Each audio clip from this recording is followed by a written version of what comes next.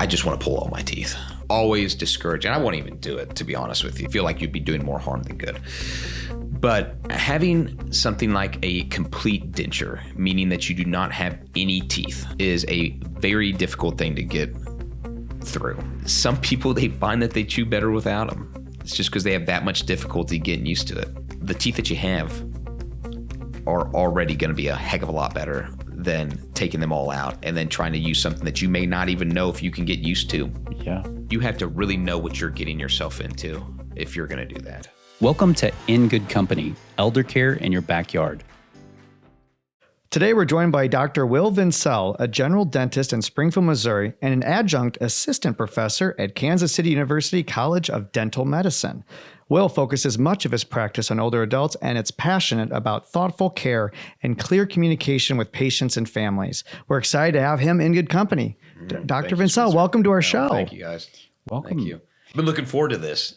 Yeah. You know, I really have. I listen to a lot of podcasts, and I never thought that I would be on one. Yeah. Well, when I first met you, and just for everyone to know, you're my personal dentist. So That's awesome. I didn't say it. Right? Don't hip trap me. But if you were advising older adults on what things to kind of look out for, to make sure that they're getting the right kind of treatment, right amount of treatment, that sort of thing, or maybe some red flags, what would come to mind? You know, generally speaking, a rule of thumb that I would want if I was a patient, right, is I want to see something. Okay. And in modern dentistry, we have what's called intraoral cameras. Okay. And we also have x-rays, which is nothing new. Right. And for one thing, they always say a picture is worth 1,000 words. Right. And to be able to be pulled up on a screen and explained what the issue is visually, okay? Because you can see all these things. This is not something that only a dentist can see, right? I mean, we could pull up an x-ray right now and I could explain to you, at least in layman's terms, that cavity is right there. Mm-hmm. You see what I'm seeing right there? Yeah, it may not be as obvious to a patient that it would be to me. However, I do think it is extremely important to have some kind of proof for what the treatment is. If I was a patient, I would at least like to see what you're talking about, okay? Because you can't generally see this inside of your own mouth unless it's a front tooth or unless it's something that has acute pain, But if it's just a common garden variety cavity, you generally don't feel too much sensitivity with that. But I would still like some kind of proof, The other thing is that at least in medicine now, medicine, dentistry, whatever, physical therapy, everyone is rushed. Okay? Everyone is rushed. But you can always take a little extra time to sit down and make sure the patient understands what's going on, the time that the thing is diagnosed, and the time that the thing is done, meaning whatever procedure it is. Okay. And I think that needs to be done every time. I think it's good practice, okay? Because we all sleep in between the first time that we heard about this cavity or whatever, right? Okay. So I really think that if you're going to summarize what the most important thing is a dentist showing you some kind of proof and explaining why this would be a good treatment. Now, I know a lot of older adults, as they get older, their concerns are keeping their teeth and making sure just because you grow old doesn't mean you're going to lose your teeth, no, right? Of course not. Of course not. Absolutely. So what are some things that, obviously all of us know we're supposed to brush and floss. Yeah, for sure. But what are some things that as you get older that maybe you should consider more? Most important thing here is dry mouth. I cannot, if you're on any kind of medication, one of the most common side effects from any medication is a dry mouth. And dry mouth is HE double hockey sticks on the mouth, okay? It is so hard on the mouth. And there's a variety of reasons for that. One of them is the saliva in our mouth is a lubricant, right? It washes things away. It has certain things inside of the saliva that helps to fight the bacteria that cause cavities, especially if you have what's called recession of the gums, okay? A lot of people have it. Guess what? I do too. You know what I mean? It exposes the root surface. And this is a conversation that I feel like I have this like 15 times a day, okay? Because it's a very common thing. Once the root surface is exposed, your risk of getting a cavity in that area increases X-fold, okay? Significantly. And the reason for that is because there's no enamel, the outer surface of the top of the tooth on the root surface, okay? If you have a dry mouth, that's one check against you. If you have exposed root surfaces, that's another check against you. If you start getting cavities along the root surface, generally it's not just one, especially older adults. You tend to get them in a variety of areas. A big jug of water and staying hydrated and keeping your mouth lubricated throughout the day is a very easy thing to do. Something that people, they don't understand is that just because you have a dry mouth does not mean you should get a Powerade, Gatorade, a soda, and place that instead of the water in your drink and sip on that throughout the day. Ooh. And if you have a dry mouth, exposed root surfaces, you're doing that, you are bound to get a mouthful of cavities. Are there any particular disease processes that happen when you're older that might increase the chances of decay? Decay, yeah. You know, and a lot of these things, it goes right back to the dry mouth. Processes in terms of, hypertension, you may be medicated for that. High cholesterol, you may be medicated for that. Now, not all these medications, they cause dry mouth, but a lot of them can. Anything for like mental health, like anxiety, SSRIs, serotonin, selective serotonin reuptake inhibitors, stuff like that, those all can cause dry mouth. But you see the link. It's like you have some kind of illness that's treated with medications, therefore you get some kind of dry mouth. It's not that the medications themselves are directly causing the tooth decay. Whenever someone's undergoing chemotherapy, radiation, whatever, generally speaking, your teeth are not the priority.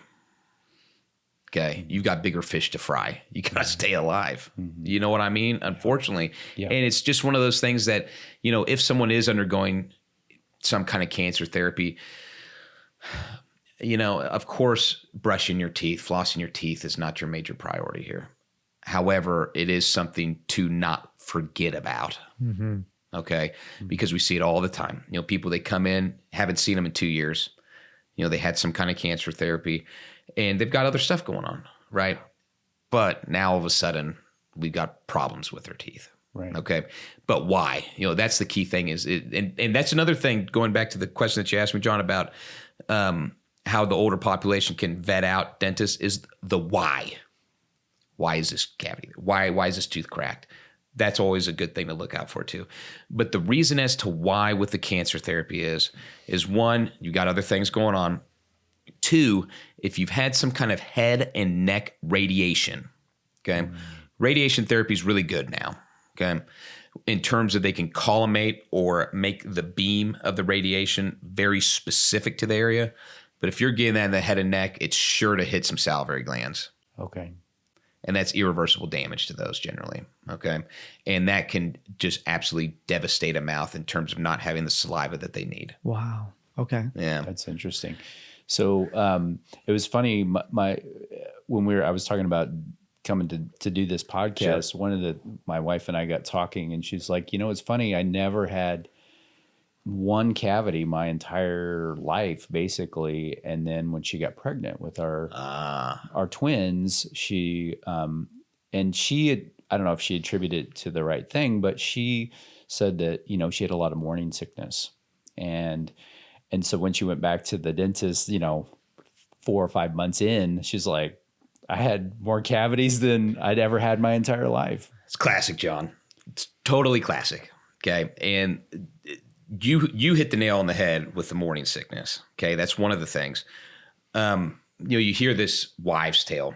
The baby's taking the minerals out of my teeth. They're sucking the calcium out. I had just a patient just the other day that said, I've been eating a lot of yogurt and drinking a lot of milk to keep unfortunately, it doesn't work like that. Yeah. Okay. Once those teeth are formed, generally speaking, you're not going to be able to add that kind of stuff back in. There are certain things that you can do.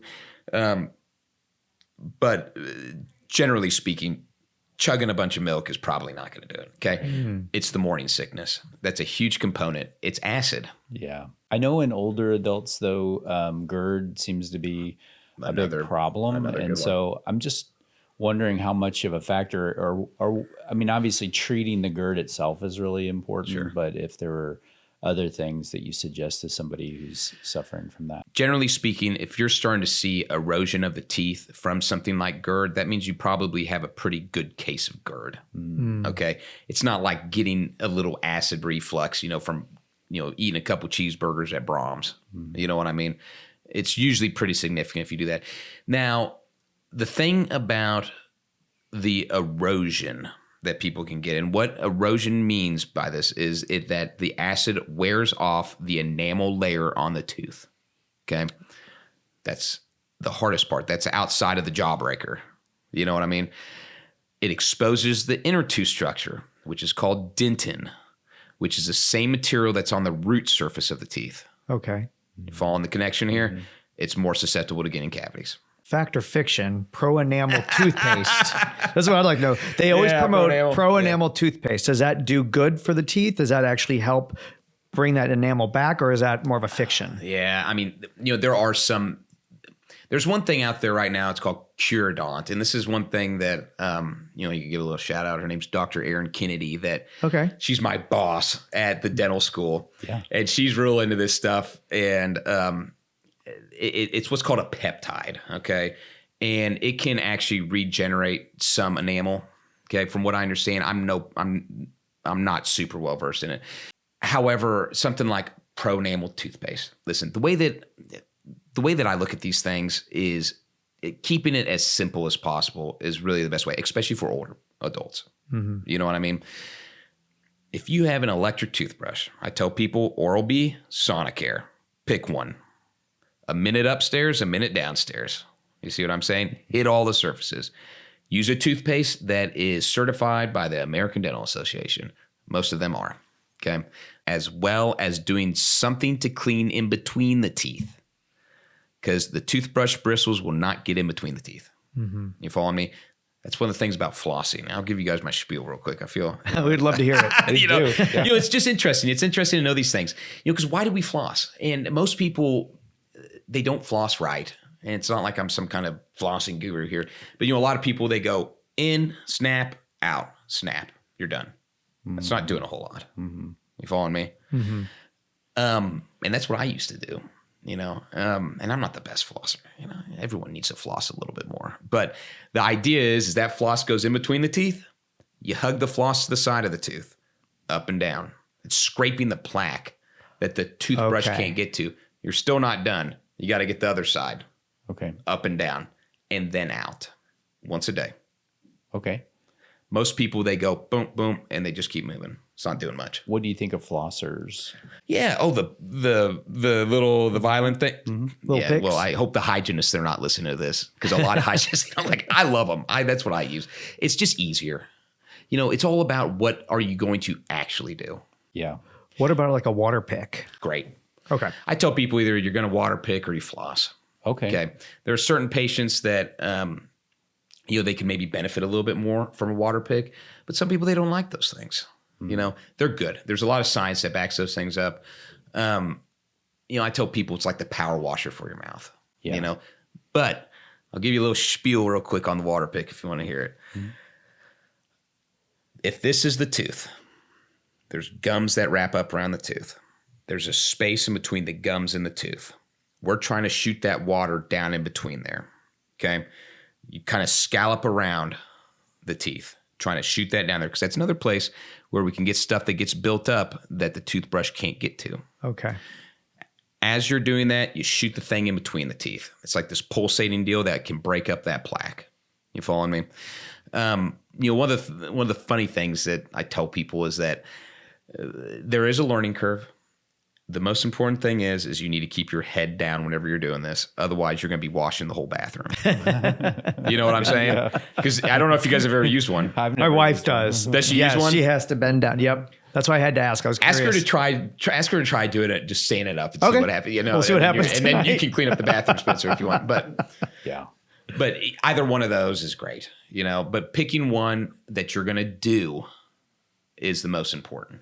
I'm glad the flossers are good because I know some older adults, they don't have the dexterity to do a flossing that well, and being able to do it one-handed really does help a lot. For sure. And it's a great point, John, is because the dexterity is a huge issue, especially in patients that maybe have had a stroke. Let's say it's on their dominant side. Becoming a lefty and trying to do all this stuff is very difficult. Yeah. And those patients, they may be served well from maybe a tighter recall schedule in terms of getting cleanings done. Okay. Like how often? I would probably say like every 3 to 4 months. Okay. I think that's a good thing to do. And that's another thing with people that maybe they have super dry mouth and they keep getting cavities. Maybe that little bit of extra help with someone else doing the cleaning. Yeah.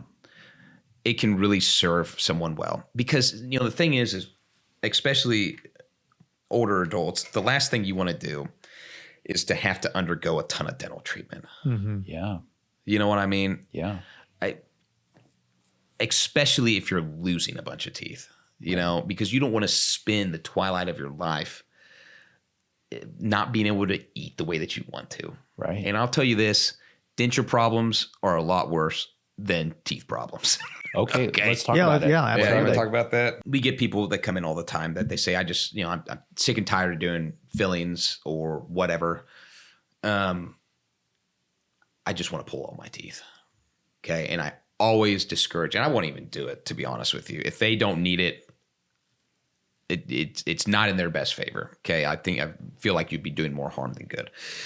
But having something like a complete denture, meaning that you do not have any teeth, is a very difficult thing to get through. Okay. For one thing, for instance, on the upper, it covers the entire roof of your mouth. Guess where you taste to some degree from the roof of your mouth. Okay. It's hard to talk. Sometimes they don't stay in very well. That's whenever you have to use something like denture adhesive. You get sore spots. Some people, they find that they chew better without them. It's just because they have that much difficulty getting used to it. Wow. And you cannot predict that. You Yeah. see what I'm saying? Mm-hmm. Yeah. So the reason why I say that is people that want, just for the sake of not having to deal with dental problems like fillings, crowns, root canal, stuff like that, the teeth that you have are already going to be a heck of a lot better than taking them all out and then trying to use something that you may not even know if you can get used to. Yeah. What about implants? Yeah, implants are good. They're good. This is one thing that I do feel pretty strongly about, because there's a big culture right now in terms of shucking all your teeth, getting 10 implants placed, getting a prosthesis that's screwed down. Okay, this is some Cadillac dentistry. You know what I mean? There are some people that could benefit from that. Okay. However, if you can get by with doing something like a partial denture, okay, and a partial denture meaning that we still have some teeth to anchor onto. Mm-hmm. A partial denture is a removable appliance, okay, but you still have some natural teeth. For one thing, from a cost-effective standpoint, it definitely makes sense from that. There is some kind of psychological benefit to knowing that you still have some of your own teeth. Okay. You know what I mean? Yeah. Now, I'm not saying that someone should not consider doing something like an implant-supported denture or something like that, because there are a variety of them. But you see a lot of things, especially online, that people, they really advocate just pull them all, place implants. Well, guess what? Nothing is forever. Okay. Nothing never fails. It may have a high success rate, but if you have 1, 2, 3 of those implants fail underneath there, that's a problem. Right. You know what I'm saying? I don't know. Maybe I'm too conservative, in terms of, my treatment plan and stuff like that. But I just always caution people that you have to really know what you're getting yourself into if you're going to do that. So when an implant fails, does that mean that no future implant can be put in the same spot? That's a good question. Sometimes it can, sometimes it can't. Okay. It depends, because generally an implant fails because you would get bone loss around the implant, okay? Because an implant essentially is a titanium root, is what we call it. It looks like a wood screw, okay? Like a big, thick wood screw, okay? Titanium is biocompatible. It's the same material they make artificial hips and knees out of, so the bone grows into the thing. Okay. They have a high success rate, but they do fail. And so you mentioned this is partially Cadillac dentistry. Yeah. Did you say that? Do you mean that it's mostly private pay and very expensive? Yes. I don't know. That's one of the things is I'm not real good with the insurance stuff. Right. I don't touch the money. You Right. know what I mean? Yeah. But generally, I would venture to guess yes, John. And the other thing that people they don't always understand about implant things, because like let's say someone's missing a tooth, okay? There's always options. Almost always options. There are some situations, but there's generally options, a variety of options to replace a tooth. You following me? Mm-hmm. And whenever because I like to go over all the options, even if it's something that I know that they don't want to do, I think that they do need to know about it. Okay. But one of the things that people, especially older adults, that they get hung up on is the timeline that it takes in order to get an implant done from start to finish. Right. And what I mean by that is let's say you have a tooth that needs to come out. That tooth is going to come out, right? Sometimes they can place the implant immediately. Sometimes they can't. The lion's share of the times you cannot. Okay. Tooth comes out. Generally, they'll do what's called a bone graft, okay, to make the area more robust to be able to receive the implant. That takes about 3 to 4 months for that to heal, give or take. Okay. And then you go back, you place the implant. That takes another 3 to 4 months to heal. Okay. And then you come back to whoever placed the implant. They test the implant to make sure it's good to go. And then you're ready to start making the crown. That can take another, depending on how fast the labs are, 3 to 4 weeks. Okay. So, I mean, from start to finish, and that's if scheduling is like right on the money. And so if you have multiple failures, so to speak, or multiple teeth, then that could extend that out further? Or usually for about sure. the same time? Absolutely. And sometimes after they do that bone graft and they go in there to place the implant, they may have to graft it again. Wow. To add more. So that's where I'm going with this is that, whenever something seems too good to be true, it generally is. There's always things to consider because we're working with the human body. It doesn't always work out the exact way that we want it to. Yeah. So, that's the thing is, you hear all kinds of people, they come in and they see the commercial or the advertisement about implants online or on TV. 100% implants are a very good treatment and they have a very high success rate, but it depends on whether or not you may be more suitable for a more conservative treatment that you would be fine with without having to go through a bunch of financial burden and, it is some physical burden and time burden. Yeah. So when you say conservative treatment, what do you mean? So this is a conservative treatment. Now, okay, I'll give you guys some examples and that way it will hopefully make a little sense. Let's say you have someone that is an older adult, okay? Because that's generally what we're talking about. That's generally what I see, we got a variety of people, but a lot of, older adults are the ones that are going to the dentist just because they are more likely to have some kind of problem. Let's say that person has 5 teeth that could warrant having a crown on them, okay? Let's say that they are in some kind of assisted living, something like that.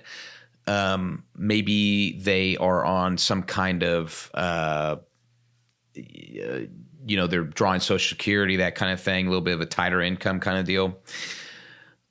And let's say there's 5 teeth that need crowns. Okay. I'm going to pick the one that needs the crown the most and do one. And then maybe we're doing some patchwork kind of fillings on the other 4. And then we tell the patient, hey, let's do the stuff that could give you the problems the quickest. Let's address that. And then we're going to buy some time with these other ones. And then maybe in a few years, maybe we have to do another crown. You see what I'm saying? Mm-hmm. And it's not burdening them with too much treatment at once, because that's hard on, especially older people. I mean, that's a lot of stuff to go through. If we can do something simple that achieves the goal that you want, and it puts them in a better position and keeps the tooth, I mean, that's a win to me. And I feel like most people, they generally appreciate that, especially at that age bracket. So I hope that kind of that's what I consider conservative treatment, right? In other branches of healthcare, there are there's treatment for to take care of a serious problem, and then there's recommendation treatments that might not be necessary right then, but they're quite lucrative for that practitioner, and so we always want to try to give that balance there to try to help people understand how to be a better consumer around anything healthcare. And John, that's the thing, is the options. Okay, that this is something that could benefit you. This is something that you need to do, right? And that's kind of like, I think, what you're talking about in terms of, maybe some ancillary services that you may like. Right, that they may benefit you, but do you have to do it? No. And that's where you get into the thing about, like, I've got to have a tooth pulled. Do I have to replace it? You don't have to do anything if you don't want to. Sure. You see what I'm saying? But that's always a red flag, is whenever someone's trying to hamstring you into doing something. Right. Right. And I would personally say that's probably my biggest red flag for any kind of healthcare thing. Is if someone, unless it's, obviously something very serious, but, we can live without teeth. A little bit of Will Vincel's interpretation of these things. Right. Okay. There is some kind of link between periodontal disease, meaning a chronic infection of the gums, okay, that results in bone loss of the teeth, with uncontrolled diabetes. Okay. Or with helping or aiding in the worsening of diabetes. Okay. Now, periodontal disease is a multifactorial condition. Diabetes is a multifactorial condition. Okay. Meaning that there's all kinds of different things that affect it. Like with periodontal disease, for instance. Oh, and it's a bidirectional relationship, meaning that uncontrolled periodontal disease can worsen diabetes, and uncontrolled diabetes can worsen periodontal disease, right? But these are both multifactorial conditions, okay? Meaning that, like with periodontal disease, for instance, there may be a little bit of a genetic component. There may be an environmental component, okay? Meaning that they smoke, don't brush your teeth, that kind of thing. There's also a genetic component where some people, they do a really good job and they still have periodontal disease. An interesting side thing is I was in Kansas City, and we were at the Union Station, and they have some science exhibits sometimes, and they had one with mummies. And it was kind of interesting because if you go and look at the placards on all, the deceased mummies and stuff, maybe like a third of them was a dental abscess that took them out. No. Yeah, it was very interesting. Yeah. But with modern medicine now, there's just, with the advent of antibiotics and stuff like that, you're going to be fine. That's another thing that people there was some kind of thing that floated around social media that someone got like a brain abscess from a tooth infection, which I think is technically possible. But, people, they are very concerned about that. Yeah. I think the likelihood of that happening is pretty slim. Slim. You know what I mean? So now there's some people that try to brush and floss after every meal or after they eat anything. Is that something that dentists recommend, or do you think just the morning and evening is good enough?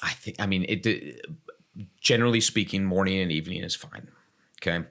The more the merrier. If you want to be a superstar, go for it. Now, those people that we were talking about that are very prone to developing caries or cavities. Caries is the common or the technical term for cavities. Caries. Okay. It's not the name of the office manager. Okay. You know what I mean?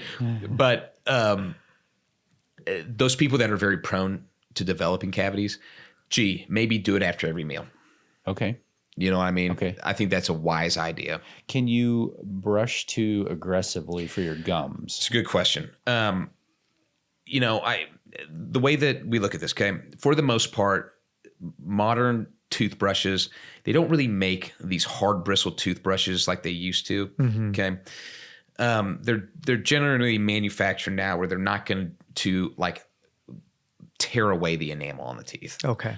Or cause so much recession of the gums that it's going to be an issue. Okay. Now, with that being said, generally speaking, the way that you want to consider brushing your teeth is you should just barely feel the bristles of the toothbrush going along the gum line. Because remember this thing, the tooth and the gums that come around, if we can theoretically push those bristles down just a little bit to try to disrupt some plaque, that's ideal. Okay. You really don't need to aggressively brush your gums. Okay. Yeah. Are electric toothbrushes a safer bet? Yeah. Well, and you know, another interesting thing is, I think electric toothbrushes are great. Okay. It takes out a lot of the human error of these things.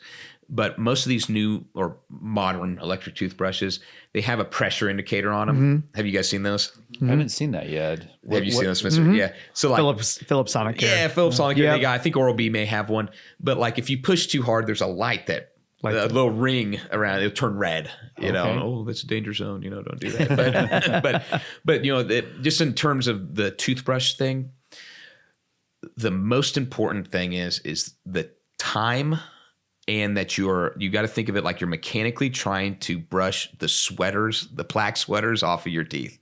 Okay, but it's time. 2 minutes is a long time, like what I said. Okay. That's why, like, whenever we have a kiddo that comes in the little goodie bag, we've got one of those little sand timers, you know, and that way, you know, they put it up and, you know, they can watch the sand come down while they brush the upper teeth, and then they flip it over and they do the bottom. Nice. Otherwise, you know, just, really fast, it's not doing as much as you want it to. I think us adults need that too. Yeah. But that's the nice thing about these electric toothbrushes is they'll 2 minutes. Yep. Every 30 seconds, you'll get a little, okay, maybe I need to start moving a little bit more. I would say that older adults, you've got to be cognizant if you're having a dry mouth. Okay. And if you are having a dry mouth, you need to be especially meticulous with your oral hygiene. Okay. Having regular recall appointments with your dentist, right? Okay. That's always good as well, in order to identify problems quickly. Okay. Because those cavities along the root surfaces, those can go fast because the surface isn't as strong or robust or whatever, resilient to cavities. Okay.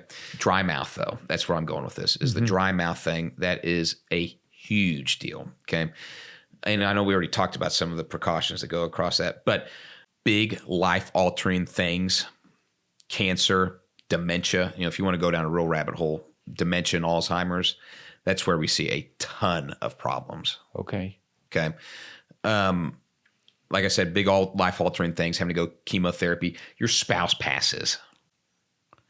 You know, once again, that's a big life-altering thing where brushing your teeth and stuff like that is not a priority for you right now. Brushing your tongue, is that? Yeah, it's fine. I think it's good. You know, I mean, it definitely makes your breath smell a little bit better for a little bit longer. You know, if you look at your tongue, some people, they have what's called a fissured tongue. Okay. You know, and if you pull your tongue out and kind of spread it, if you get these really deep crevices in them, it's what's considered a variant of normal. Like, I don't know if you guys ever heard of geographic tongue. You ever heard of that? Look it up online if you're bored tonight. Okay. It's this crazy thing where the tongue, it will have these different patterns on it, and it'll change over time. You know, like if you took a picture of it at a 6-month appointment and then took a picture of it at another 6-month appointment, it'll change shapes. It's a variant of normal, and that's what these fissured tongues are. But why I'm saying that is because whenever you have those crevices like that, guess what? The bacteria that causes a nasty breath can be in there. Okay. So, you know, brushing your tongue, I always do it. I always brush the roof of my mouth because for some reason it makes my breath smell a little bit better. What about rinses? I know there's tons like pre-brushing rinse and post-rinse and mouthwash and there's different so many kinds of mouthwash. Yeah. Are there mouthwashes that are better for teeth than others? Yeah. You know, I always, if someone comes in and they tell me that, I've been using this mouth rinse all the time, like surely I'm not going to have any cavities today. I think there's a lot of placebo effect that goes along with these things. Okay. a lot of them, they have alcohol in them. Okay. That's something that can dry out your mouth. So once again, these people that have dry mouth, stay away from the alcohol containing ones because they have non-alcoholic or non-alcohol. Don't drink it. Yeah, I'm not saying that kind of alcohol. But for the most part, there's not a ton of benefit from that aside from like a breath standpoint. Okay.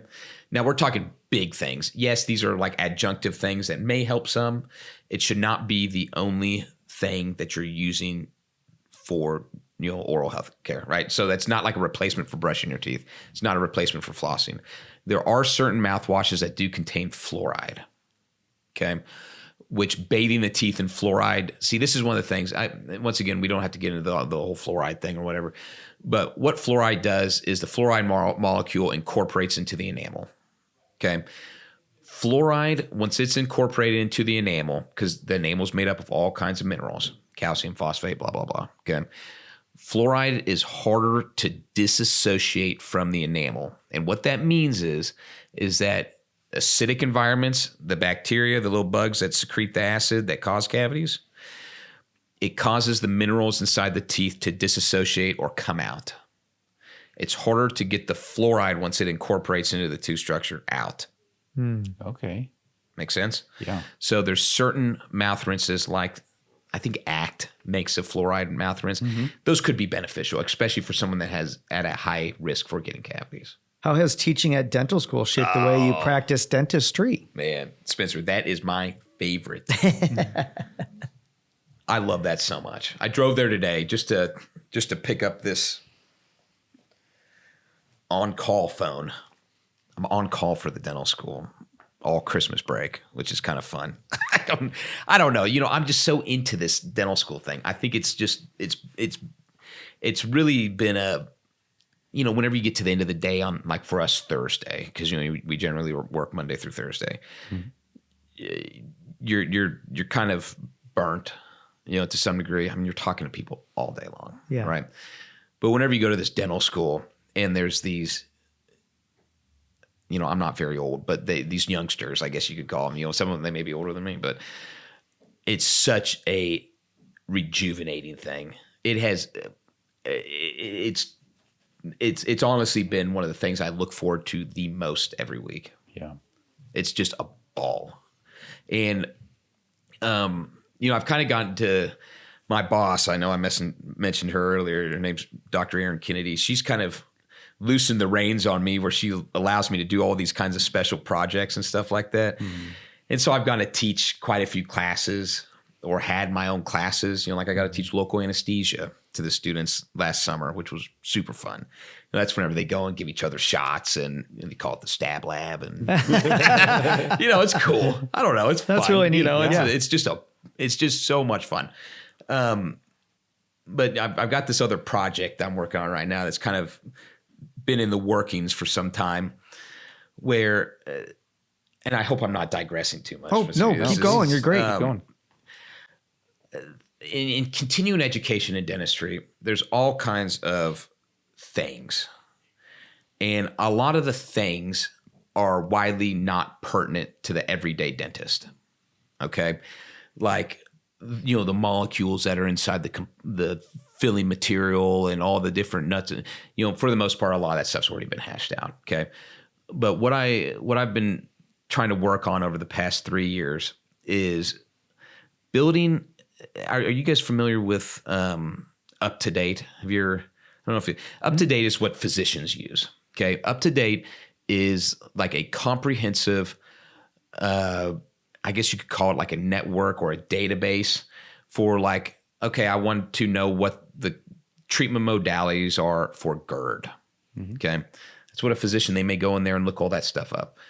For dentists, we don't really have that. And for the most part, we are really out of date with a lot of the medical stuff, okay?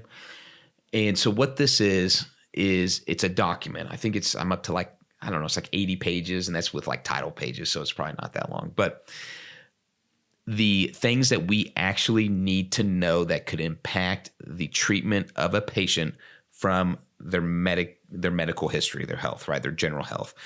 Because the graveyard for a dentist's office should be pretty small. Right. Meaning that there are few things in terms of someone's health or the medical history that really impact the way that we do general dentistry. Okay. You know what I mean? However, there are certain things that do impact it. Okay. And there's always all this information out there for dentists, because you get a lot of that in dental school. Okay. But the lion's share of what we focus on is the engineering of a tooth, making holes and filling them up, and, stuff like that. But there's a lot of anxiety that comes from, what do I do if someone just had a stent placed last week? Right. Okay. Yeah. What this document is evidence-based, where I've gone through and I've found recent articles that, give you guidelines of what to do and compiled them into this document that I presented it one time to some of the students at the school, and I got a course coming up here in the spring that will go over it more in depth. But I'm trying to kind of build this thing out because I want it to be a thing for continuing education. Oh, that's great. I don't know if it'll go. I mean, this may be a total pipe dream, but yeah, but it sounds great. It sounds very needed. Well, it seems usable. That's the thing. Yeah, I think it's going to be something that's actually that any dentist needs to know these things. Like one of the other, just a quick example is like, there's always this fear out there that, what if I have a pregnant patient that needs or not a pregnant patient, a patient that is on birth control that needs an antibiotic? There's some kind of fallacy floating around out there that if you do that and they do not use some kind of alternative contraceptive measures, if they have a baby, that you're going to be on the hook for that baby until they're 18 years old. Whoa. Because they say, there was some kind of fallacy out there that antibiotics, they interfere with like oral contraceptives, like birth control medications. And then what if they get pregnant and you didn't tell them to use? It's all a myth, except for one antibiotic. It's called rifampin. But it's just stuff like that where we're trying to myth bust so that people, they actually know the truth. Yeah. That totally makes sense. I will say, this is just a kind of a personal anecdote off to the side. When I was a kid, we grew up very poor. We lived in a trailer park in Kansas City, and my mother, who raised me, didn't have much, but she took me to the university dental school because they UMKC. And they had like a sliding scale thing where they could do dental care. And I remember as a kid, I don't know how old I was, but they were just kind of rolling out where they were using the fillings that used the ultraviolet light. Yes, yeah. I remember that, but I just want to shout that out because for people like my mom and myself, like we wouldn't have had dental care at all otherwise. Listen, the dental schools, I think it's amazing, especially because this school is in Joplin. It's Kansas City University College of Dental Medicine, right?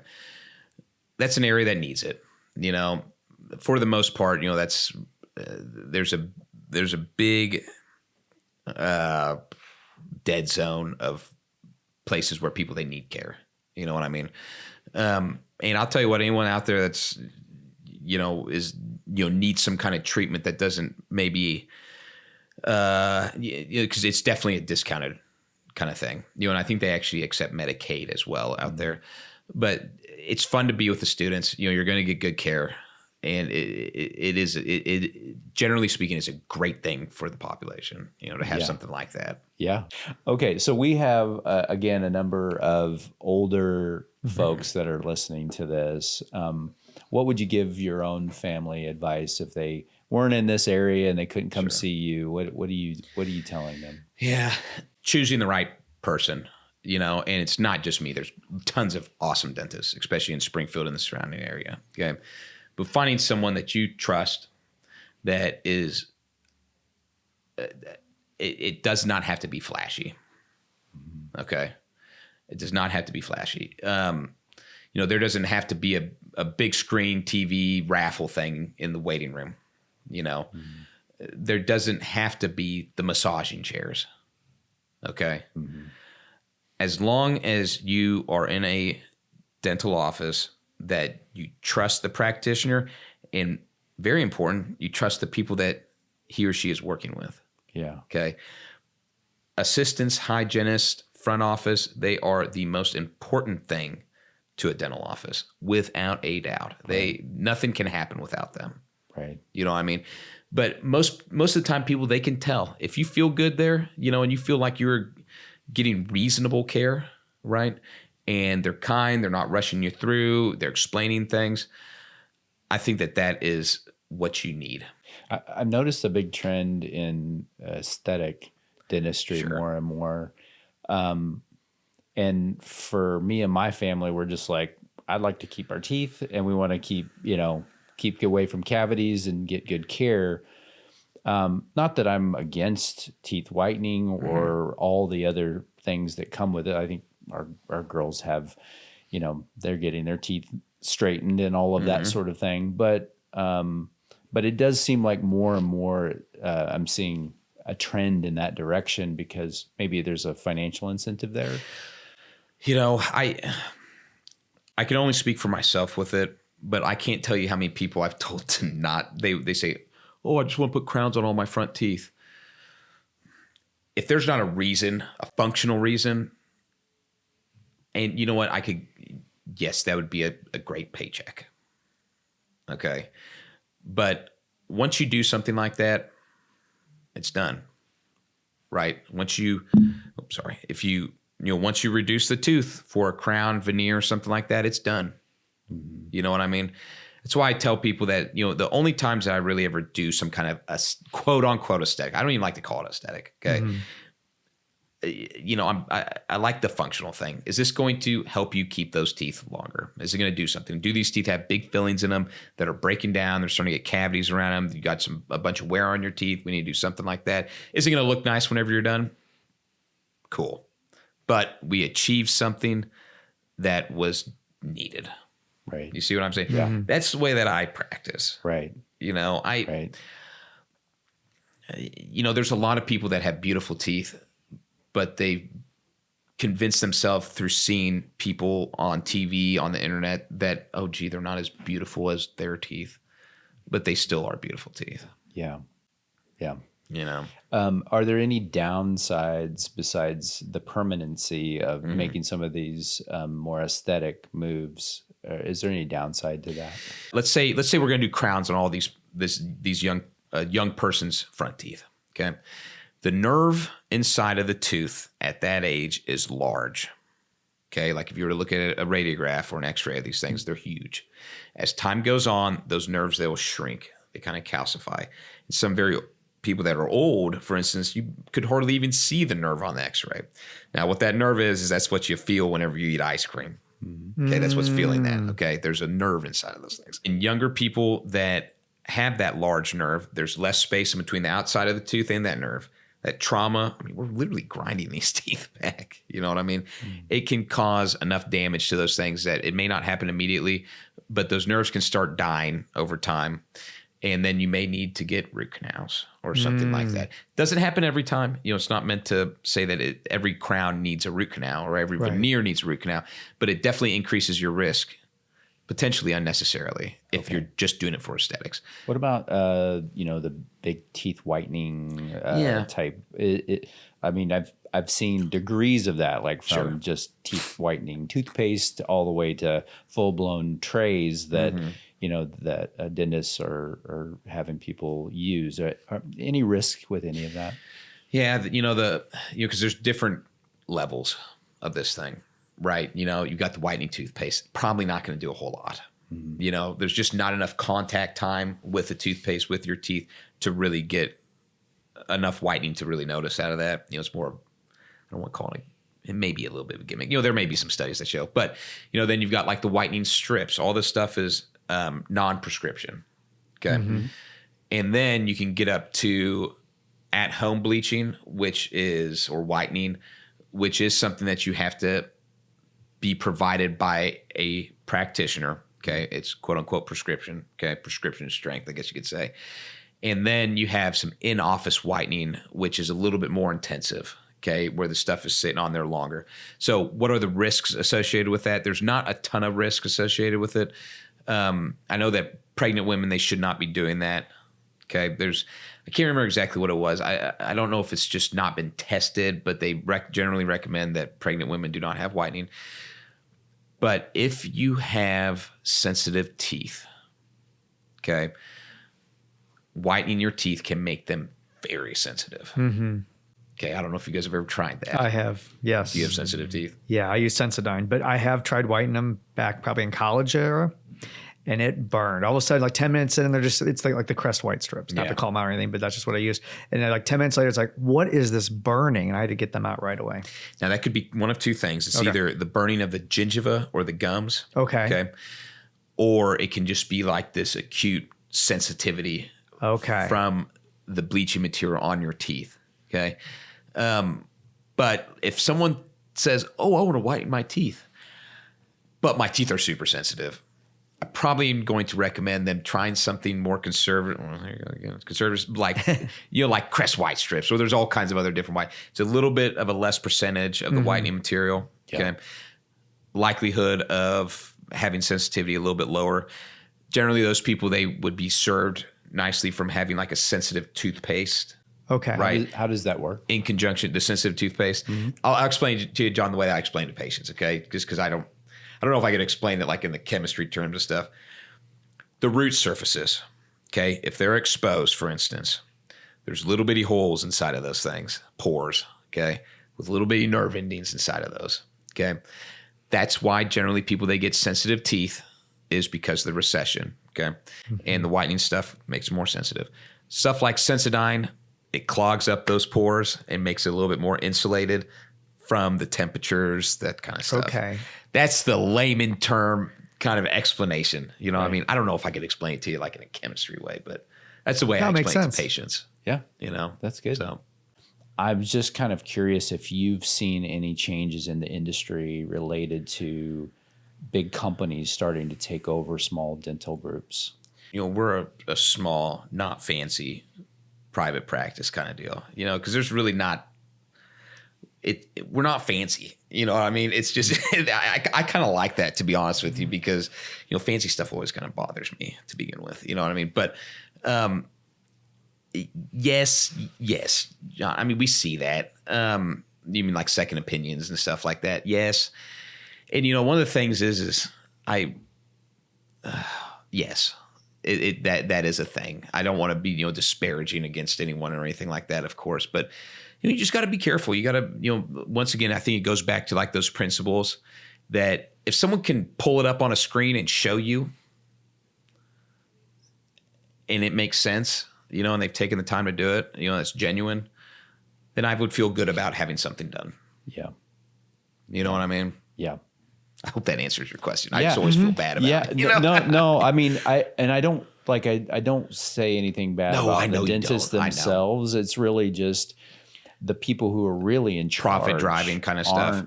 Aren't there. I mean, the people who are really in charge are the corporations that own these small dentistry groups, and they may have to make money just like anybody else. But again, when you're talking about a local provider that really is not necessarily all profit driven and wants to just do the right thing because they want to have a practice for 20 years and build a clientele and keep that practice.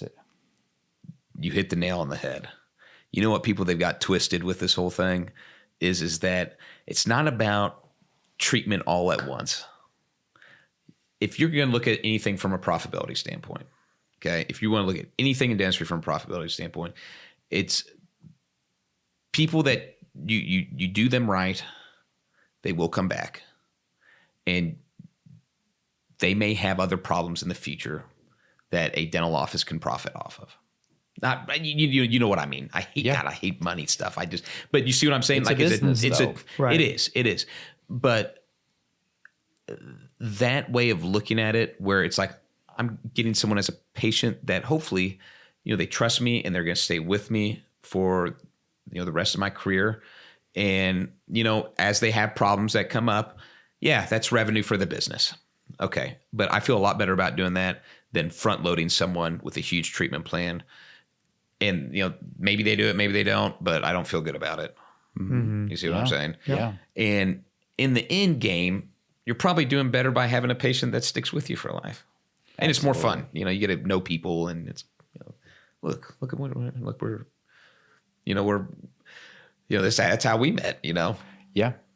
Yeah. Yeah. I mean, it was exactly how we met. Like my experience with, I had a really good doctor, and then just things changed over time. And, it is very much a relationship type 100%. thing. And, I think sometimes, healthcare dentistry is just like, if you just step back from a broader sense of healthcare in general, the profit motive sometimes doesn't have as much of a place in what we do, because unfortunately in the guise of being more profitable and more efficient, oftentimes it takes away from care, what's best for the patient ultimately. And so, but Dr. Vincel, I really appreciate thank you so much. You being here. I hope this was... We learned so much. Well, no. Yes. We really genuinely did. Yes. Yes. I don't know. Well, thank you for having me. This has been fun. Yes. I